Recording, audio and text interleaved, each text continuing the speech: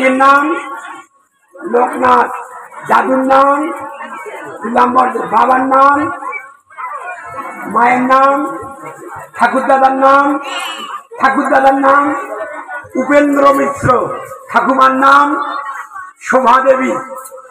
মহাপ্রভুর সম্বন্ধে সব জানতে হবে, কারণ মহাপ্রভু আমাদের এই শোভা দেবী প্রথম যখন 3 মাস, তখন ঢাকা দক্ষিণ সিলেটে শ্রীহট্ট জেলা বাংলাদেশে 3 মাস যখন তিনি সচিমার গর্ভ সিন্ধু মাঝে, তখন শোভা দেবীকে স্বপ্ন দিয়েছিলেন মহাপ্রভু যে আমি জগতে প্রকাশিত হব, তবে আমাকে গঙ্গা তটে নবদ্বীপের শিকারে পাঠানো হোক।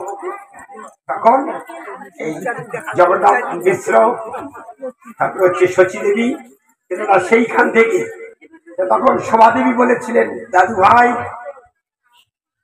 তো আমি তো বয়স ভারে অনেক, আমি তো যেতে পারবো নি, তুমি আমার সঙ্গে দেখা করবানি তো, করবা তো?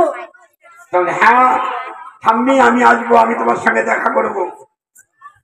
সেই মহাপ্রভু যখন তিনি বিদ্যা বিলাস করেন, মানে 17 বছর বয়স, এখানে লক্ষ্মী প্রিয়ার সঙ্গে বিবাহ হলে পরে যখন তিনি পূর্ববঙ্গে বিদ্যা বিলাসে যান, পূর্ববঙ্গে বিদ্যা বিলাসে গিয়ে এই সচিবাই শোভা দেবীর সঙ্গে দেখা করেছিলেন।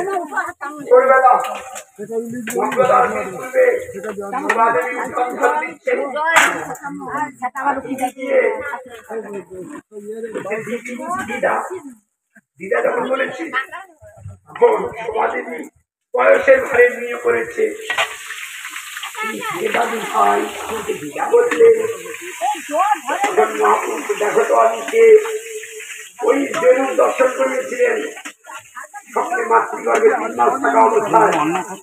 মহাপ্রভু যখন সেই ধারণা করেছে,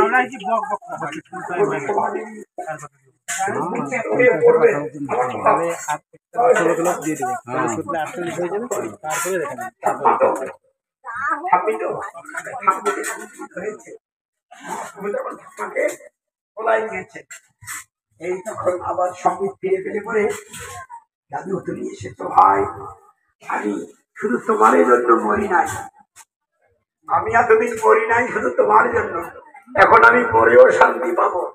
আমার দাদু ভাইয়ের তার মুখখানি দেখলাম, মহাপ্রভুর মুখমণ্ডল ছিঁড়ে চুমু খাচ্ছে শোভা দেবী। তো এই ঢাকা দক্ষিণ ঠাকুমার নাম হচ্ছে শোভা দেবী, ঠাকুর দাদার নাম হচ্ছে উপেন্দ্র মিশ্র। এই মিশ্ররা হচ্ছে মিথিলার ব্রাহ্মণ, মিথিলার রাজা জনক, মিথিলাধিপতি জনক, জনক রাজ্যের রাজার যারা উচ্চ কুলোদ্ভূত ব্রাহ্মণ, তারা এই মিশ্র টাইটেল, মিশ্র উপাধি, এনারা কালের বিবর্তন বাদে কালক্রমে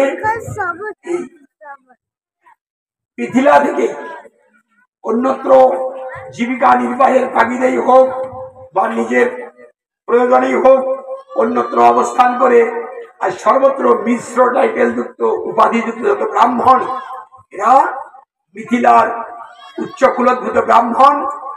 সেই উচ্চ কুলোদ্ভূত ব্রাহ্মণ কুলেই জগৎগুরু শ্রীমান নিত্যানন্দ প্রভু, শ্রীমান মহাপ্রভু তিনি আবির্ভূত হয়েছিলেন।